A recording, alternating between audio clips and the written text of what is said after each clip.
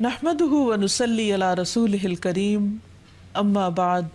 फ़अऊज़ु बिल्लाहि मिनश शैतानिर रजीम बिस्मिल्लाहिर रहमानिर रहीम रब्बिश्रह ली सदरी व यस्सिर ली अमरी वहलुल उक़दतम मिन लिसानी यफ़क़हू क़ौली। अस्सलामु अलैकुम व रहमतुल्लाहि व बरकातुहू। नाज़रीन, आज हम प्रोग्राम दुआ कीजिए के साथ आपकी खिदमत में हाजिर हैं और हम इंशाअल्लाह रिज़्क़ की कुशादगी के बारे में दुआओं के मुतल्लिक बात करेंगे। हकीकत यह है कि रिज़्क़ के सारे ख़जाने अल्लाह सुब्हानहू तआला के पास हैं और अल्लाह सुब्हानहू तआला अपनी सारी मखलूक को रिज़्क़ दे रहा है और हर तरह का रिज़्क़ दे रहा है और फिर भी उसके ख़जानों में कमी नहीं वाक़ई होती। एक हदीस कुदसी में आता है, अल्लाह ताला फरमाते हैं कि ए तमाम जिन्न व इंस, अव्वलीन व आखिरीन, अगर तुम सब के सब एक चटियल मैदान में, खुले मैदान में इकट्ठे हो जाओ और फिर सब अपनी हाजात मुझसे मांगो, अपनी ज़रूरियात मुझसे तलब करो और मैं तुम सब को वो अता करूं जो तुम्हें चाहिए, तो भी मेरे ख़जानों में इतनी कमी भी वाक़ई नहीं होती जितनी सुई को समुंदर में डालने से वाक़ई होती है। लेकिन बात यह है कि इंसान जब अल्लाह से मांगे तो पूरे यकीन के साथ मांगे, उम्मीद रख के मांगे और किसी भी किस्म की मायूसी का शिकार न हो, क्योंकि दुआ उन तमाम चीज़ों में फ़ायदा देती है जो नाजिल हो चुकी हैं और उनमें भी फ़ायदा देती है जो नाजिल नहीं हुई। यानी वो तमाम मुश्किलात जो इंसान पे पड़ चुकी हैं या आइंदा आने वाली हैं, उन दोनों के सिलसिले में दुआ करना इंसान को फ़ायदा देता है। लेकिन ये याद रहे कि दुआ की कबूलियत के लिए इंसान अपनी तरफ से भरपूर कोशिश करे और उसमें एक कोशिश ये कि जब अल्लाह से मांगे तो पहले अल्लाह सुब्हानहू तआला की तारीफ़ के कलिमात कहे,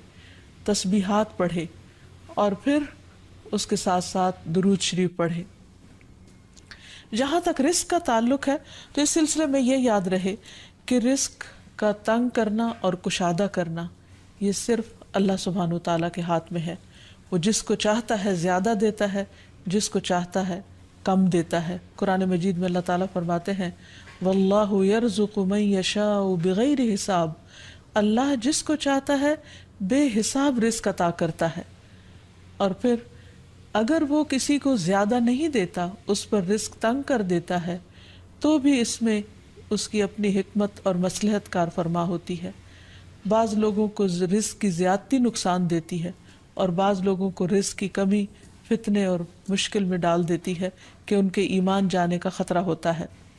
इसी तरह बाज़ को रिज़्क़ की कुशादगी अल्लाह की याद से गाफिल कर देती है। यानी इंसान मुख्तलिफ मिजाज के होते हैं, तो अल्लाह ताला चूँकि बंदों पर मेहरबान है, वो जानता है कि किस बंदे के साथ उसे कैसा मामला करना है, किसे ज़्यादा देना है और किसे कम देना है। इसलिए हमारे मामले में अल्लाह ताला का जो भी फ़ैसला हो उसे बखुशी कबूल कर लेना चाहिए और उसके साथ साथ उससे अच्छी उम्मीद रखनी चाहिए। रिज़्क़ के सिलसिले में ये बात भी याद रहे कि अगर कभी रिज़्क़ में तंगी हो रही हो तो हो सकता है कि इस तंगी पर सब्र करने की वजह से इंसान के इतने दर्जात बुलंद हो जाएं कि बहुत बड़ी बड़ी नेकियां भी उसके मुकाबले में हेच हों। फिर इसी तरह बाज़ औक़ात इंसान के लिए नाशुक्री रिज़्क़ की तंगी का ज़रिया बन जाती है, तो उससे भी इंसान को परहेज़ करना चाहिए। ख़ाह इंसान के पास थोड़ा ही हो तो भी उस पर अल्लाह ताला का शुक्र अदा करना चाहिए, क्योंकि अल्लाह ताला का वादा है, लइन शकरतुम लअज़ीदन्नकुम, अगर तुम शुक्र अदा करोगे तो मैं तुम्हें और ज़्यादा अता करूँगा। क्योंकि हर इंसान जिसके पास जितना भी है वो अमूमन कमी का रोना रोता रहता है। इसीलिए हमें ये सिखाया गया है कि रिज़्क़ के मामले में हम यानी दुनियावी मामलात में अपने से नीचे वालों को देखें कि उनके पास क्या है। तो इंसान के पास जो कुछ भी हो,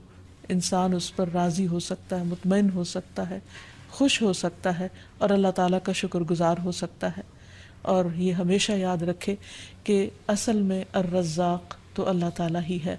इसलिए जब भी रिज़्क़ के मामले में किसी भी किस्म की कोई मुश्किल हो, ऊंच नीच हो, तो फ़ौरन अल्लाह ताला की तरफ इंसान रुजू करे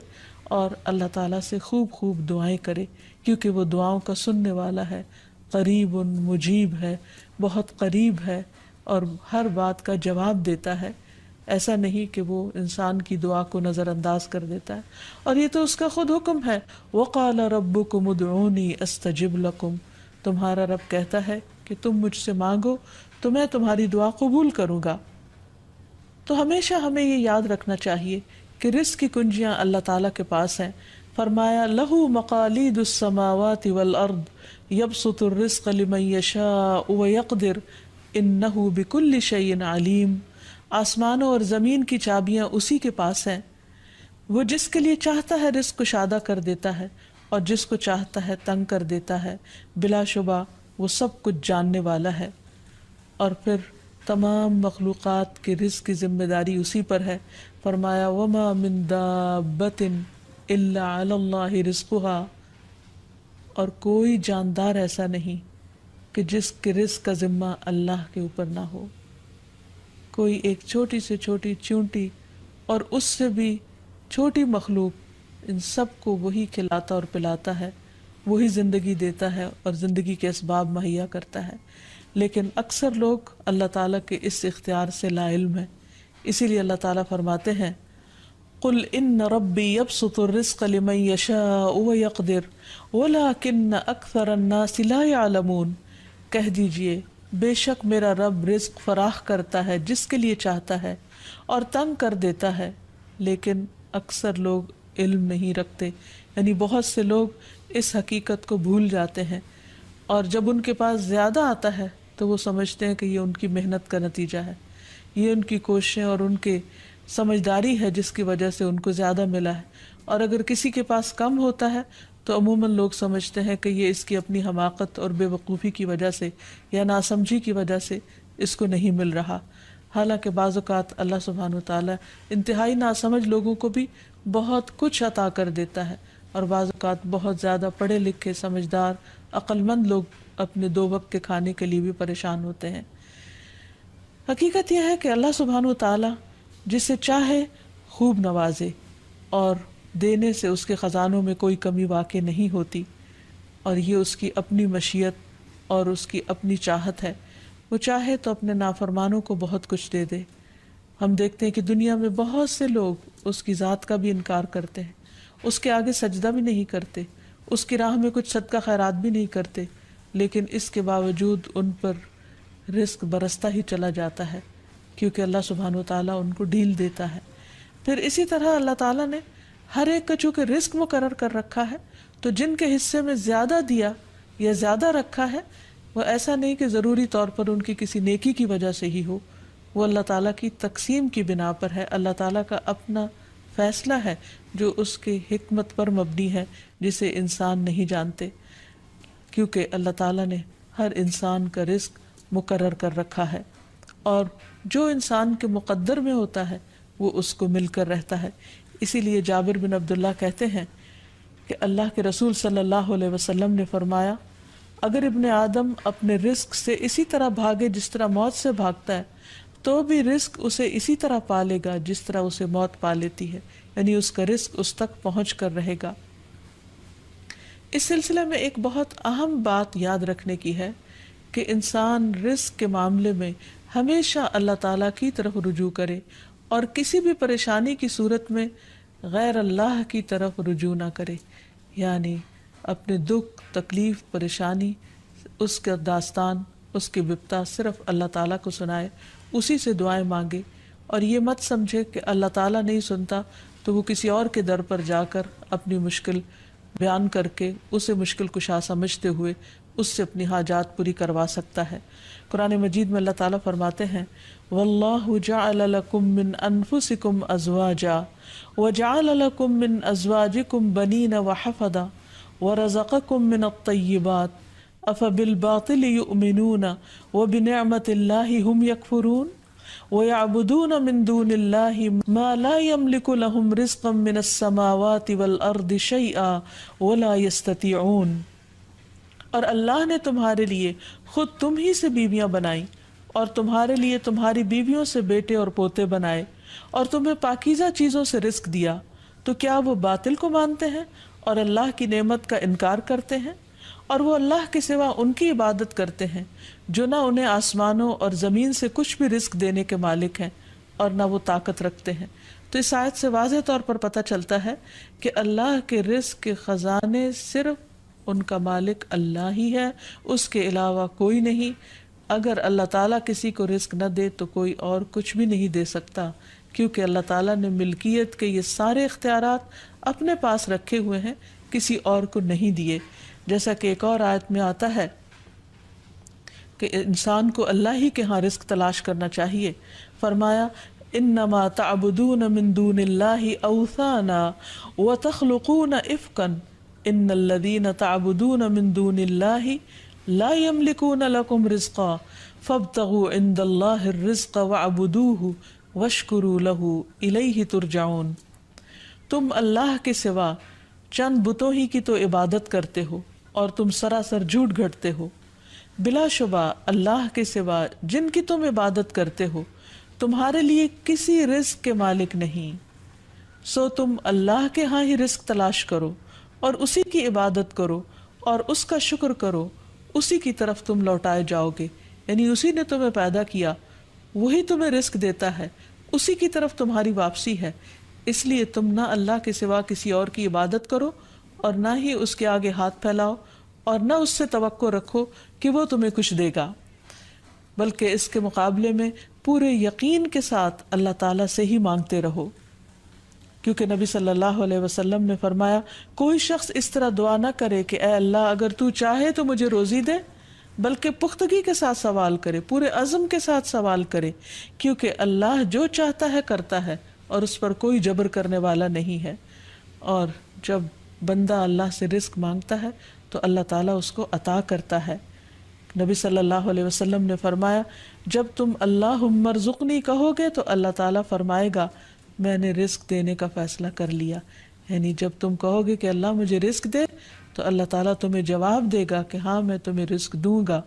اس لیے اس حوالے سے مکمل طور پر اللہ سبحانہ وتعالیٰ پر بھروسہ کرنا چاہیے، اللہ تعالیٰ کا تقوی کرنا چاہیے، یعنی اللہ تعالیٰ سے ڈرتے رہنا چاہیے اور رزق کی تلاش میں حرام راستے اختیار نہیں کرنے چاہیے، کیونکہ اللہ سبحانہ وتعالیٰ کا وعدہ ہے وَمَن يَتَّقِ اللَّهَ يَجْعَل لَّهُ مَخْرَجًا وَيَرْزُقْهُ مِنْ حَيْثُ لَا يَحْتَسِبُ۔ جو اللہ کا تقوی اختیار کرے گا اللہ تعالیٰ اس کے لیے مشکل سے نکلنے کی کوئی راہ ضرور بنا دے گا اور اس کو وہاں سے رزق عطا کرے گا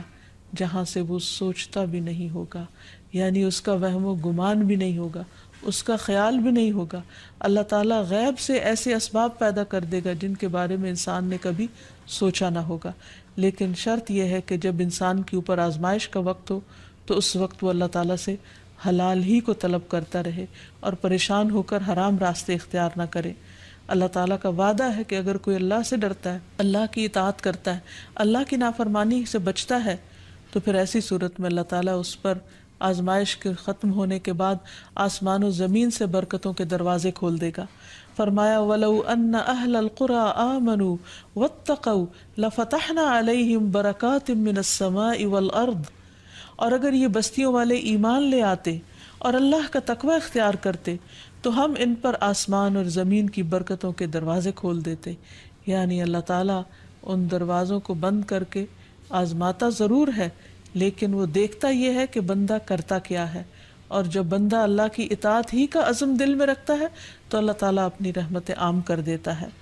پھر یہ کہ انسان کو اللہ کی تقسیم پر راضی رہنا چاہیے۔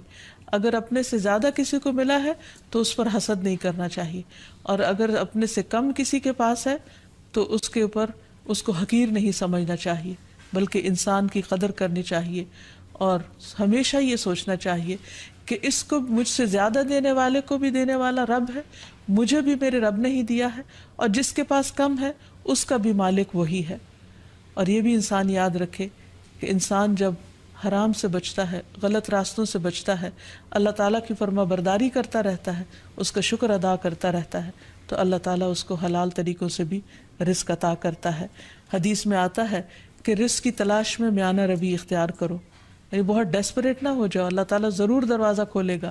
کہیں ایسا نہ ہو کہ رزق کا مؤخر ہونا یعنی ڈیلے ہونا تمہیں اس بات پر اکسا دے کہ تم اللہ تعالیٰ کی نافرمانیاں کرنے لگو، یعنی نافرمانی کے ذریعے اس کا رزق تلاش کرو۔ یاد رکھو جو کچھ اللہ تعالیٰ کے پاس ہے وہ اس کی اطاعت سے ہی حاصل کیا جا سکتا ہے۔ اور اس سلسلے میں خصوصی طور پر استغفار بہت کارآمد ہے کہ انسان اپنے گناہوں کی معافی مانگتے ہوئے اللہ تعالیٰ سے رزق کے لیے دعا کرے، پھر اسی طرح رشتہ داروں کے ساتھ اچھا سلوک کرے، کیونکہ نبی صلی اللہ علیہ وسلم نے خاص طور پر یہ بات فرمائی ہے کہ جو شخص یہ چاہتا ہے کہ اس کی عمر دراز ہو اور اس کے رزق میں وسعت ہو تو اسے چاہیے کہ وہ صلہ رحمی کرے، یعنی اپنے رشتہ داروں کے ساتھ اچھا سلوک کرے۔ یعنی جس نیکی کا اجر انسان کو دنیا میں بہت جلد مل جاتا ہے، ان میں سے بہت اہم نیکی صلہ رحمی ہے، والدین کے ساتھ حسن سلوک ہے۔ ایک حدیث میں آتا ہے کہ کچھ گھرانوں کے لوگ جو فاسق و فاجر بھی ہوتے ہیں، لیکن جب وہ صلہ رحمی کرتے ہیں تو اس کی بنا پر ان کے مال بڑھ جاتے ہیں، یعنی رشتہ داروں کے ساتھ اچھے سلوک کی وجہ سے ان کے مال میں اور اضافہ ہو جاتا ہے اور ان کے افراد کی کثرت ہو جاتی ہے۔ پھر انسان ہمیشہ یہ یاد رکھے کہ مال دینے سے بڑھتا ہے، صدقہ خیرات مال میں اضافے کا ذریعہ بنتا ہے۔ پھر اسی طرح خرید و فروخت میں سچ بولنا مال میں برکت پیدا کر دیتا ہے اور جھوٹ مال کی برکت کو اٹھا دیتا ہے۔ اور پھر خاص طور پر انسان رزق کے لیے دعائیں کرتا رہے، کیونکہ سارے خزانے تو اللہ کے پاس ہیں، وہ جب جس کو جتنا چاہے عطا کر سکتا ہے۔ اس کے لیے نبی صلی اللہ علیہ وسلم کی سکھائی ہوئی مسنون دعائیں بہت ہی بہترین ہیں۔ نبی صلی اللہ علیہ وسلم ہر روز صبح فجر کی نماز کے بعد یہ دعا پڑھتے تھے، اللہم انی اسألک علما نافعا ورزقا طیبا وعملا متقبلا۔ اے اللہ، میں تجھ سے علم نافع، طیب رزق یعنی پاکیزہ رزق اور مقبول عمل کا سوال کرتا ہوں، یعنی ایسے عمل کی توفیق دے جو تیرے ہاں قبول ہو جائے، تجھے پسند آ جائے۔ اور اس کے ساتھ ساتھ انسان کو حرام سے بچنے کی دعا کرنی چاہیے۔ اس سلسلے میں آپ صلی اللہ علیہ وسلم نے جو دعا سکھائی وہ ہے، اللہم اکفنی بحلالک عن حرامک واغننی بفضلک عمن سواک۔ اے اللہ، اپنے حلال کے ذریعے حرام سے میری کفایت فرما، یعنی مجھے اتنا حلال دے کہ مجھے حرام کی ضرورت ہی نہ رہے، اور اپنی مہربانی سے مجھے اپنے علاوہ ہر ایک سے بے نیاز کر دے، یعنی مجھے انسانوں کا محتاج نہ کر، کسی اور کا محتاج نہ کر، صرف اپنے خزانوں سے عطا فرما۔ پھر اسی طرح خاص طور پر بڑھاپے کی زندگی کے لیے وسعت رزق کی دعا کرنی چاہیے، کیونکہ جب انسان بوڑھا ہو جاتا ہے تو اس کے اعضاء کمزور ہو جاتے ہیں، وہ اپنے لیے خود کچھ کمائی نہیں کر سکتا، وہ دوسروں پر ڈپینڈنٹ ہو جاتا ہے، تو اس وقت وسیع رزق کی دعا سکھائی گئی۔ فرمایا، اللہم اجعل اوسع رزقک علی عند کبر سنی وانقطاع عمری۔ اے اللہ، جب میں بوڑھا ہو جاؤں اور میری عمر ختم ہونے لگے تو میرے رزق کو وسیع کر دے۔ اور رزق کی دو بڑی قسمیں ہوتی ہیں، ایک وہ رزق جو ظاہری طور پر جسموں کی غذا بنتا ہے یا انسان کی مادی ضروریات پوری کرتا ہے، اور دوسرا روحانی رزق، اور وہ رزق جو انسان کے غم ہم کو دور کرتا ہے، یعنی لوگوں کی محبت اور توجہ، اور خاص طور پر بڑھاپے میں اولاد اور رشتہ داروں کا قریب ہونا، پاس ہونا، یہ انسان کی بنیادی ضرورتوں میں سے ہے۔ تو انسان جب خود کچھ کرنے کے قابل نہ رہے، ہاتھ پاؤں ہلانے کے قابل نہ رہے، تو عموماً وہ لوگوں پر ایک بوجھ بن جاتا ہے، اور یہ چیز انسان کے لیے بہت پریشانی کا باعث ہوتی ہے۔ انسان جب جوان ہوتا ہے، بہت کچھ کما رہا ہوتا ہے، تو سب اس کو لک فارورڈ کرتے ہیں، سب اس سے محبت کرتے ہیں، سب اس کے پیچھے جاتے ہیں، کیونکہ اس کی ذات سے لوگوں کو فائدہ پہنچتا ہے۔ لیکن بڑھاپے میں انسان اس طرح فائدہ نہیں پہنچا سکتا، تو پھر انسان کے لیے پریشانی ہوتی ہے، اور اسے تنہائی کا احساس بھی ہونے لگتا ہے، اور اس کے لیے انتہائی اذیت کے دن ہو جاتے ہیں۔ وہ اپنے حسین ماضی کو بھی یاد کرتا ہے، کامیاب زندگی کو بھی یاد کرتا ہے، اور اپنے مستقبل کو بھی دیکھتا ہے کہ موت قریب آ لگی ہے۔ تو ایسے میں یہ دعا بہت فائدہ مند ہے کہ اے اللہ، جب میں بوڑھا ہو جاؤں اور میری عمر ختم ہونے لگے تو میرے رزق کو وسیع کر دے۔ اور جب انسان کے پاس اپنی ضرورت کا ہوتا ہے بڑھاپے میں بھی، تو انسان یکسوئی کے ساتھ اللہ سبحانہ وتعالیٰ کی عبادت اور زیادہ کر سکتا ہے۔ اسی طرح اپنے لیے اور اپنی اولاد کے لیے وسیع رزق کی دعا کرنی چاہیے، جیسے ابراہیم علیہ السلام نے دعا کی تھی، ربنا انی اسکنت من ذریتی بواد غیر ذی زرع عند بیتک المحرم ربنا لیقیموا الصلاة فاجعل افئدة من الناس تہوی الیہم وارزقہم من الثمرات لعلہم یشکرون۔ اے ہمارے رب، بے شک میں نے اپنی کچھ اولاد کو اس وادی میں آباد کیا جو کسی کھیتی والی نہیں، تیری حرمت والے گھر کے پاس، اے ہمارے رب، تاکہ وہ نماز قائم کریں۔ سو کچھ لوگوں کے دل ایسے کر دے کہ ان کی طرف مائل رہیں، اور انہیں پھلوں سے رزق عطا کر تاکہ وہ شکر ادا کریں۔ تو اس میں ہم دیکھتے ہیں کہ ابراہیم علیہ السلام اپنے بچوں کے لیے روحانی رزق کی دعا بھی کر رہے ہیں، جذباتی محبت کے رزق کی دعا بھی کر رہے ہیں، اور پھر اس کے ساتھ ساتھ جسمانی رزق کی دعا بھی کر رہے ہیں جو ہر انسان کی ضرورت ہے، اور اس میں سے بھی بہترین رزق یعنی پھلوں کے رزق کی دعا کر رہے ہیں، کیونکہ انسان کو اللہ تعالیٰ کا صرف رزق ہی نہیں مانگنا چاہیے، بہترین رزق مانگنا چاہیے۔ یعنی ایک تو سمپل سی دعا ہے اللہم ارزقنی، اور پھر ورزقنا وانت خیر الرازقین، جو سورۃ المائدہ میں اللہ تعالیٰ نے دعا سکھائی ہے، اور ہمیں رزق دے اور تو سب رزق دینے والوں میں سے بہترین ہے۔ رزق کی تنگی میں خاص طور پر استغفار بہت فائدہ دیتی ہے، یعنی انسان کے گناہ انسان کے رزق کے راستے میں رکاوٹ بن جاتے ہیں۔ اور آخر میں یہ بات یاد رہے کہ انسان کے رزق میں اکثر اس کے اپنے گناہ رکاوٹ بن جاتے ہیں، اس لیے جب انسان ان گناہوں سے توبہ کرتا ہے، استغفار کرتا ہے، تو اللہ تعالیٰ رزق کے دروازے کھول دیتے ہیں، جیسے اللہ تعالیٰ کا وعدہ ہے۔ قرآن مجید میں آتا ہے، نوح علیہ السلام نے اپنی قوم سے کہا فَقُلْتُ اسْتَغْفِرُوا رَبَّكُمْ إِنَّهُ كَانَ غَفَّارًا يُرْسِلِ السَّمَاءَ عَلَيْكُمْ مِدْرَارًا وَيُمْدِدْكُمْ بِأَمْوَالٍ وَبَنِينَ وَيَجْعَلْ لَكُمْ جَنَّاتٍ وَيَجْعَلْ لَكُمْ أَنْهَارًا۔ اور کہا کہ اپنے رب سے معافی مانگ لو، بلا شبہ وہ بڑا معاف کرنے والا ہے، وہ تم پر آسمان سے خوب بارشیں برسائے گا، اور تمہاری مال اور اولاد سے مدد کرے گا، تمہارے لیے باغ پیدا کرے گا اور نہریں جاری کرے گا۔ تو اس سے یہ پتہ چلتا ہے کہ دنیا میں جتنی بھی راحتیں اور رزق کی قسمیں ہیں، ان سب کی کنجی استغفار ہے۔ تو اس لیے انسان کثرت سے اپنے گناہوں پر توبہ کرتا رہے۔ حضرت حسن بصری کی مجلس میں ایک شخص آیا اور کہنے لگا کہ اس کے ہاں اولاد نہیں، تو انہوں نے اس کو استغفار کا حکم دیا۔ دوسرے شخص نے کہا کہ ان کے ہاں قحط سالی ہے، بارشیں نہیں ہو رہی، تو انہوں نے ان کو استغفار پڑھنے کے لیے کہا۔ تیسرا شخص آیا اور کہنے لگا کہ اس کے رزق میں مشکل ہے، تو انہوں نے اس کو بھی یہی نسخہ بتایا۔ تو ان کی مجلس میں سے ایک شخص نے کہا کہ آپ نے ہر مشکل میں مبتلا شخص کو ایک ہی بات بتائی، ایک ہی وظیفہ بتایا، اور وہ بخشش کی دعائیں کرنے کا۔ تو کہا کہ کیا تم نے سورۃ نوح کی آیت نہیں پڑھی؟ حقیقت یہ کہ اللہ کا کلام سچا ہے، اور ہمیں اس پر ایمان لا کر پورے یقین کے ساتھ، وثوق کے ساتھ دعا مانگنی چاہیے